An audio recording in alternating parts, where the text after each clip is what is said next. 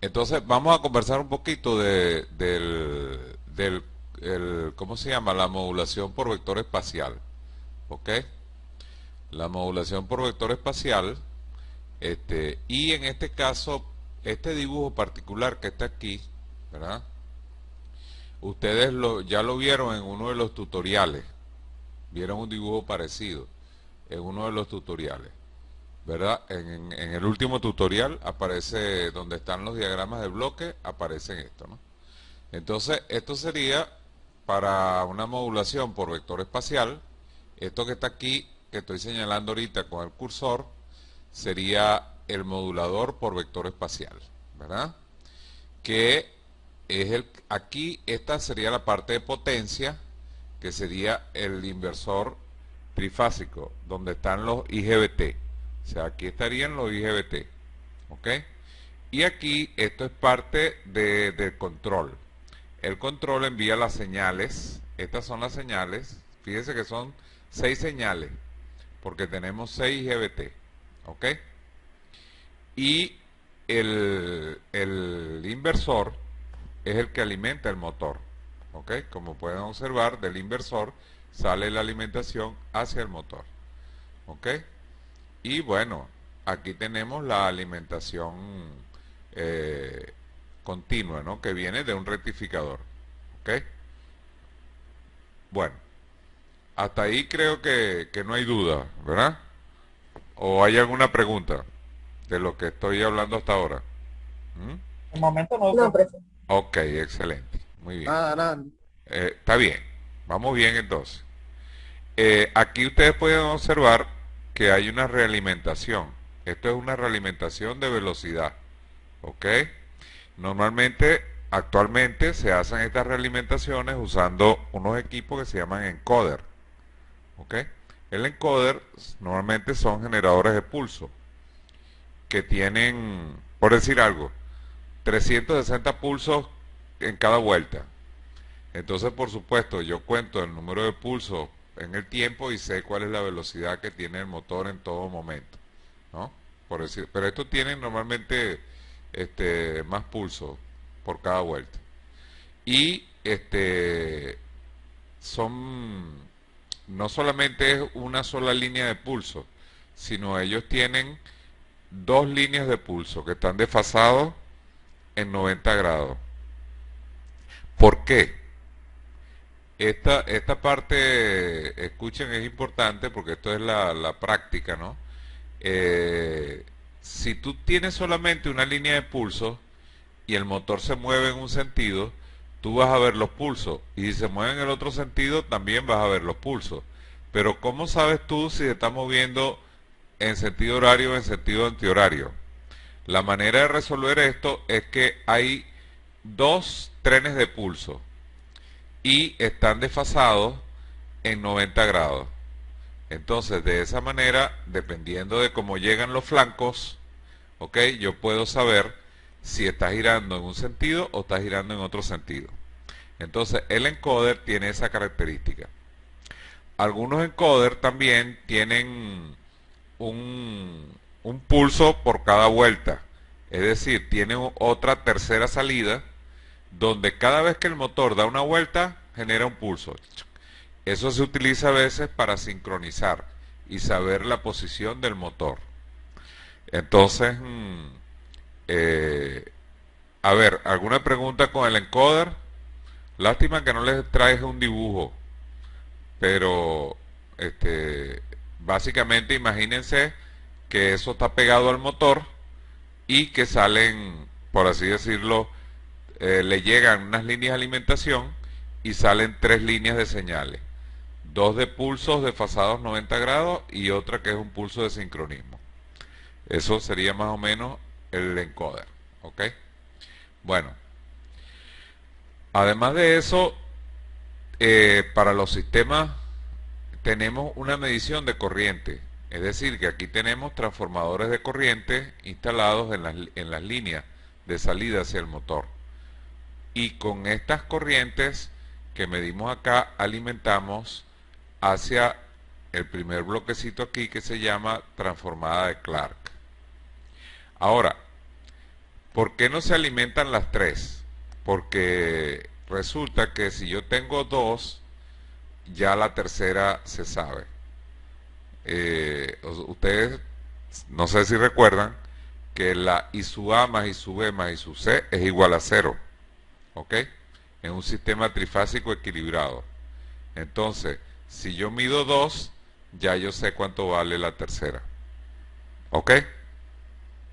Bueno, entonces, observen aquí que lo primero es la transformada de Clark.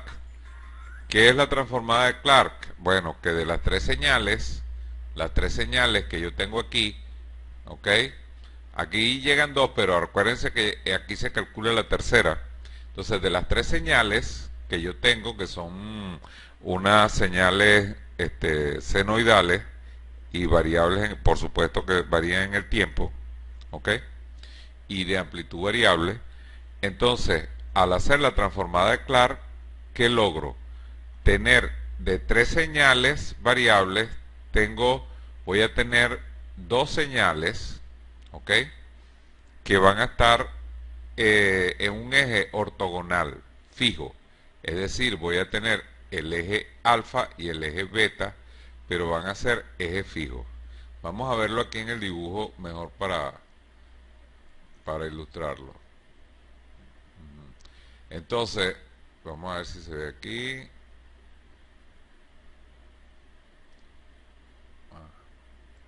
Ajá.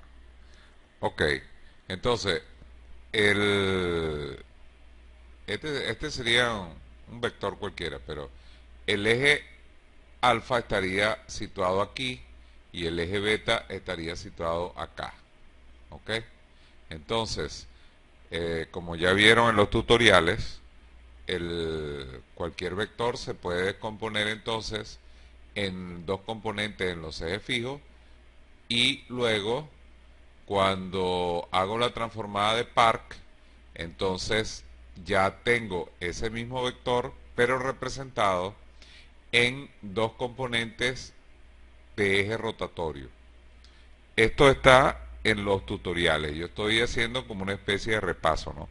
De todas maneras, si hay alguna pregunta o alguna duda, ustedes pueden preguntar. ¿Ok? Pero esto fue explicado en los tutoriales, ¿no? La transformada de Clark, de Park, que tenemos tres aquí, lo transformamos en dos fijos y de dos fijos vamos a dos rotativos. ¿Ok?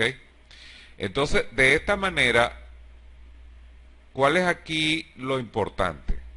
Lo importante es que yo estoy midiendo cuál es el estado actual del motor. Es decir, cómo está mi motor. ¿Verdad? El motor está así. Tengo una corriente equivalente, ¿verdad?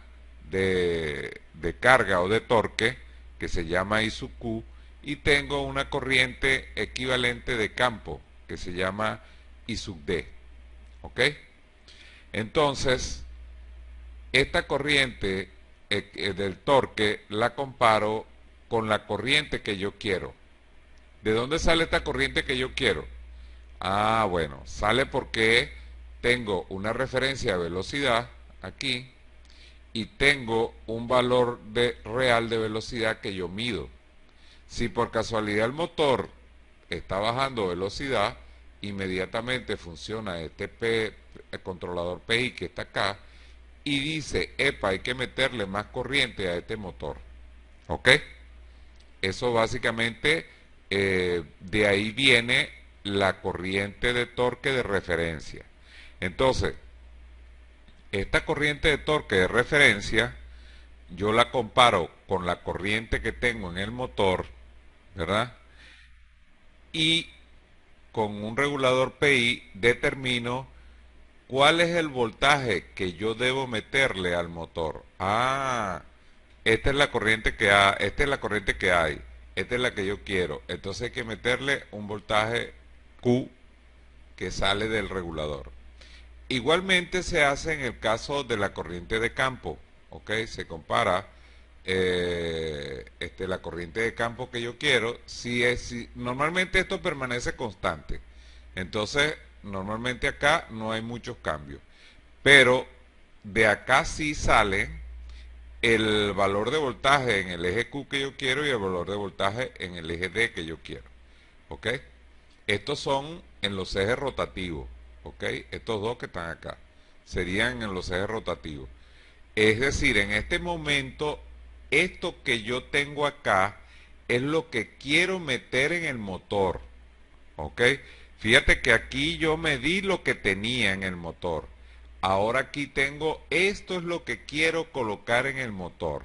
¿Ok? Aquí lo tengo en ejes rotativos. Si hago la antitransformada de Park, lo paso a los ejes fijos, que sería el B alfa y el B beta. Un segundito que alguien está por aquí. Ajá.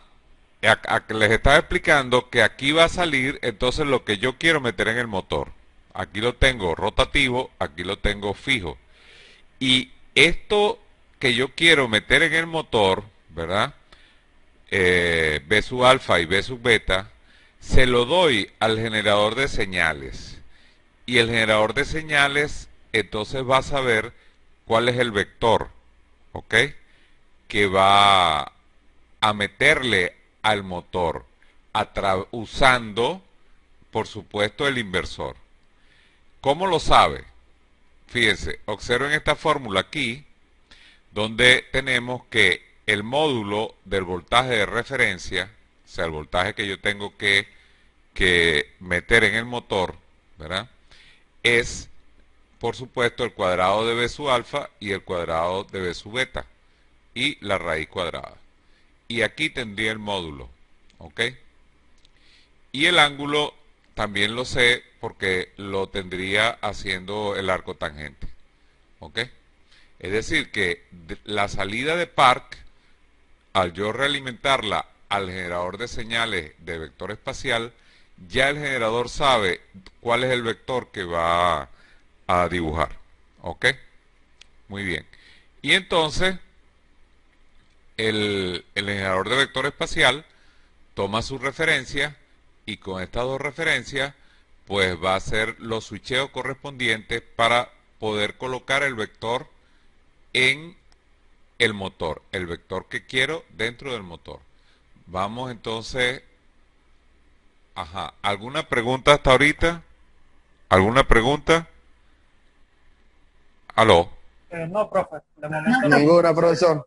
Oye, vale, ustedes no, están, o están amolados, entendiendo todo fino. Está bien, qué bueno eso. Bueno, entonces seguimos. Entonces, fíjate, aquí tenemos, ustedes saben, estos son los vectores directores. Ya eso ustedes lo saben, lo vieron en los tutoriales.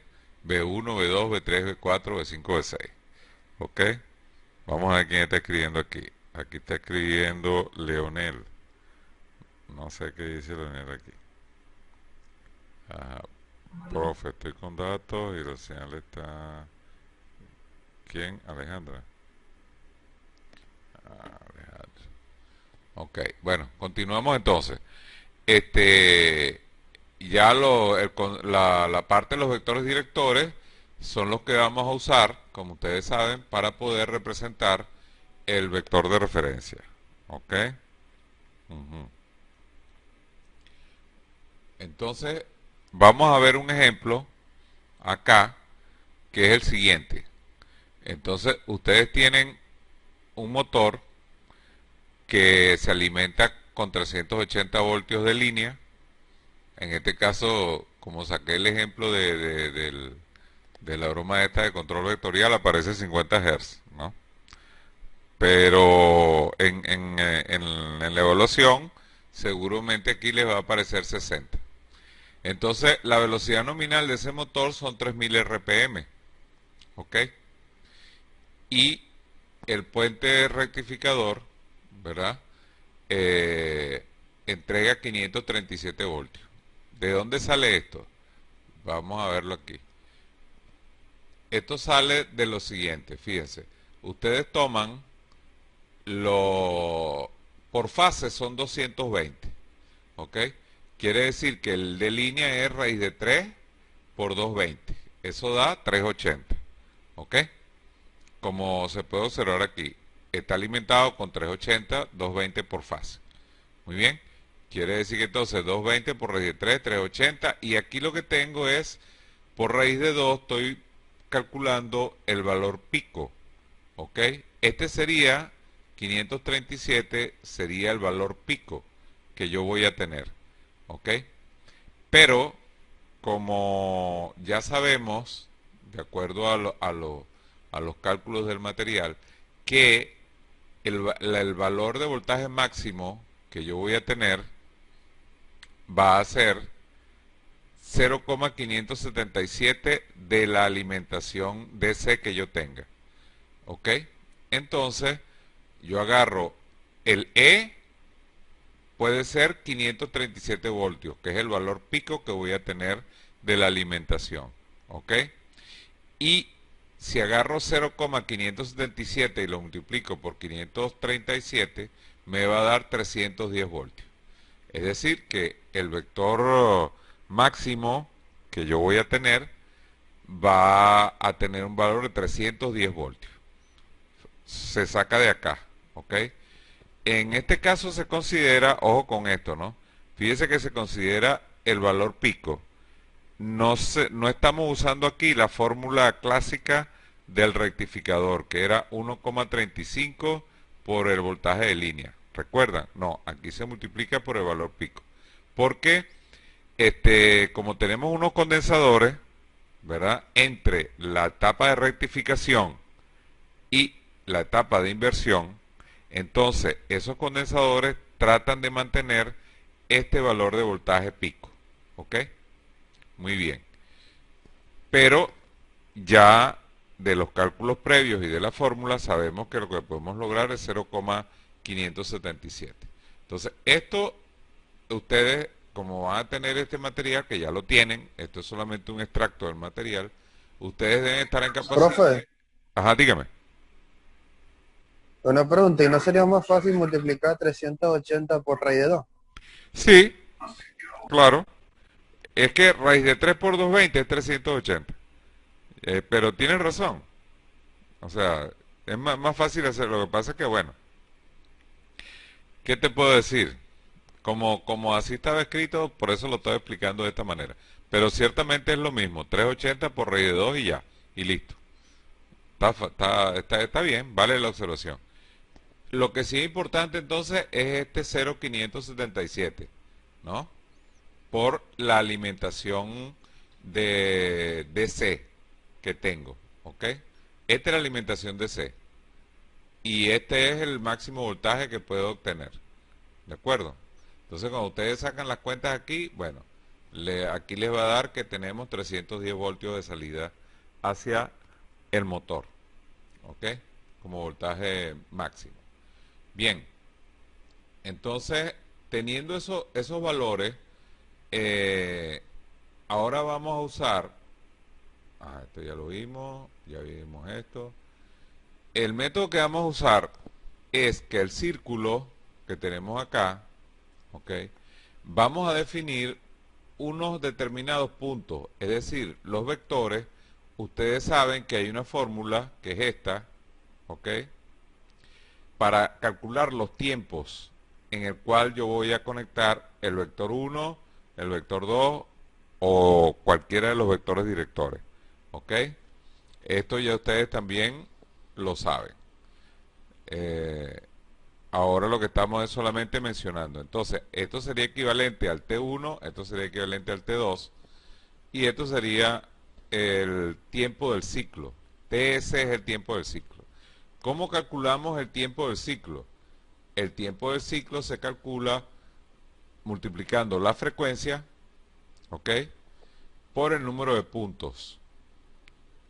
Eso me da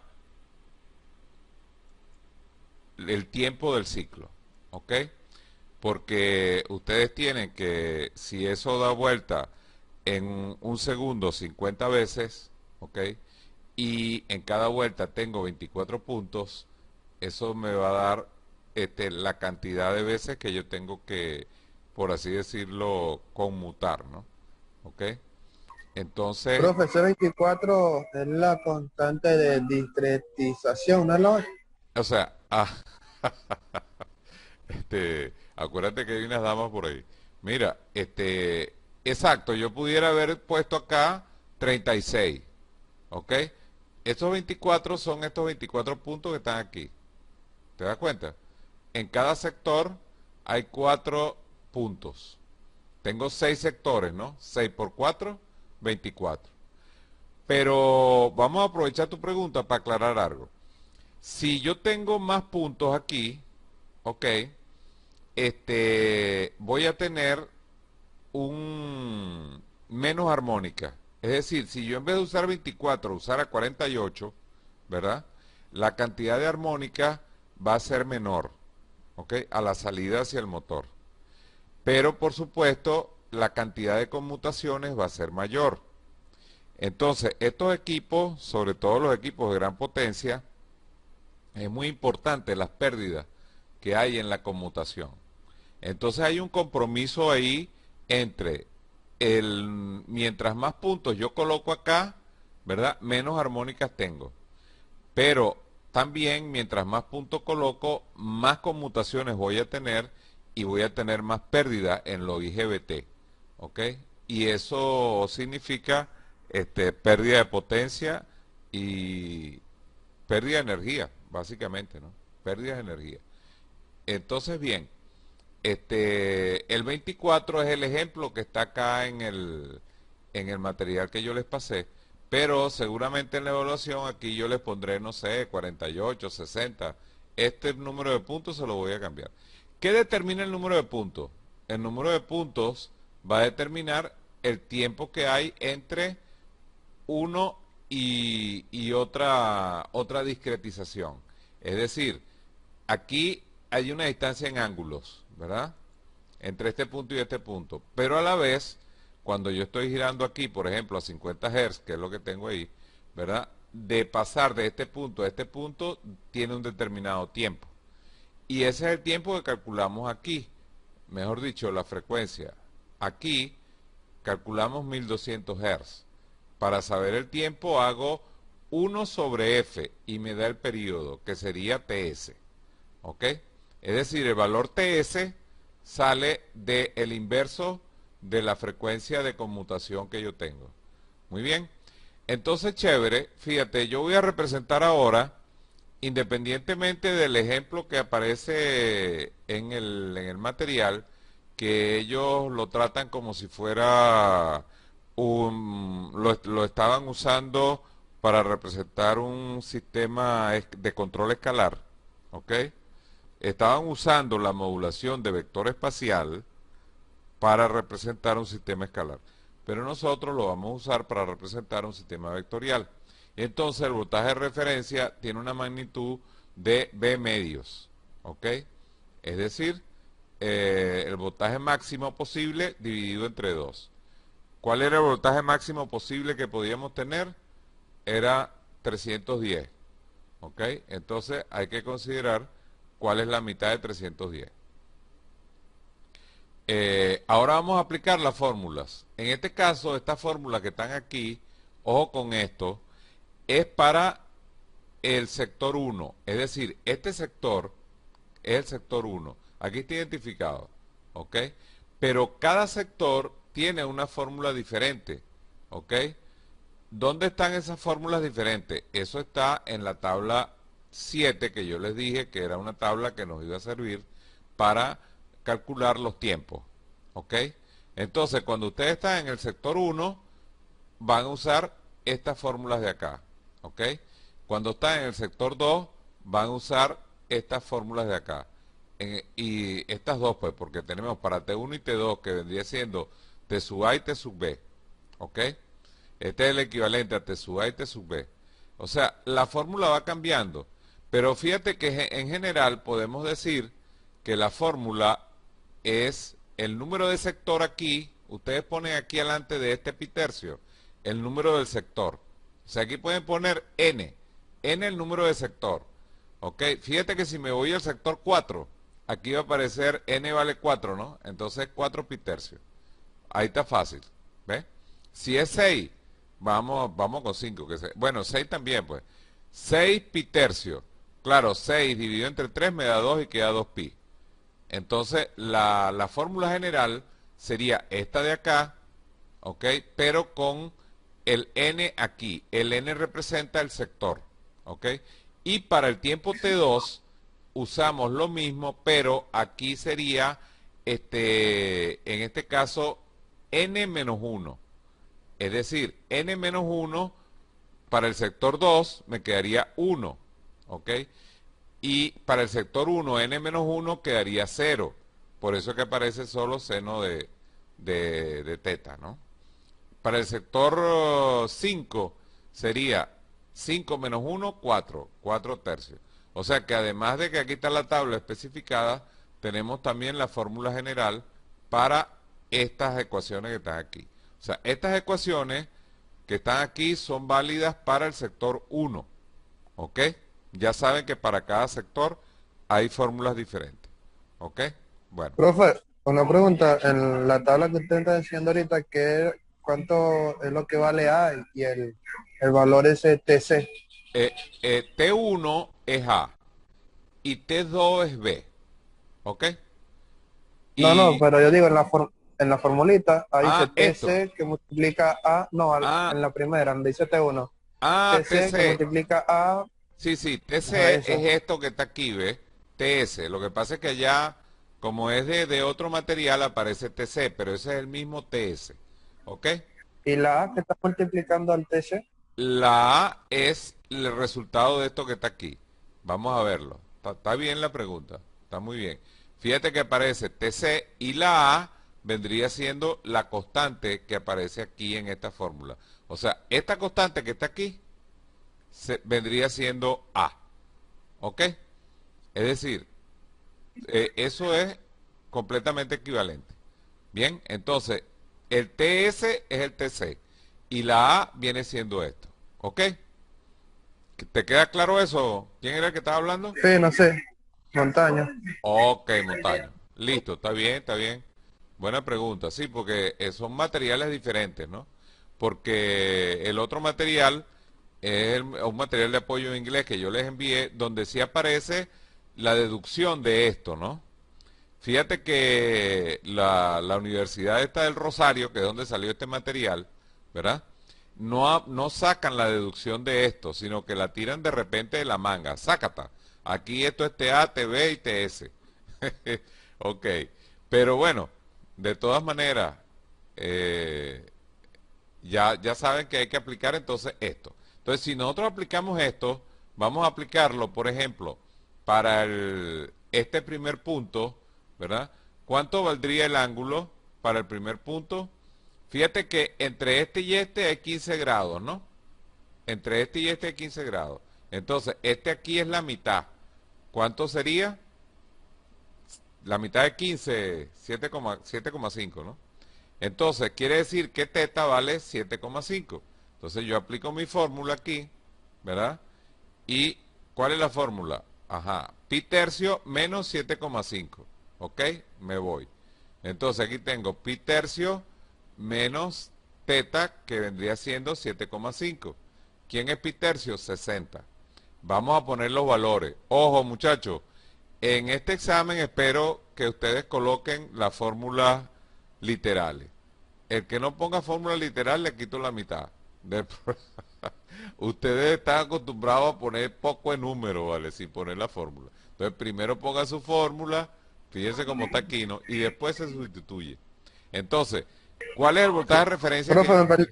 Dígame. me perdí ahí. ¿Dónde salió el 7,5? Que me perdí. Pasa que Ah, la imagen ok, se queda ok. congelada por un momento. Mira, aquí ve, este primer punto, fíjate, agarramos y dividimos 24 puntos. Si aquí tengo 60 grados, ¿verdad? Y tengo 4 divisiones,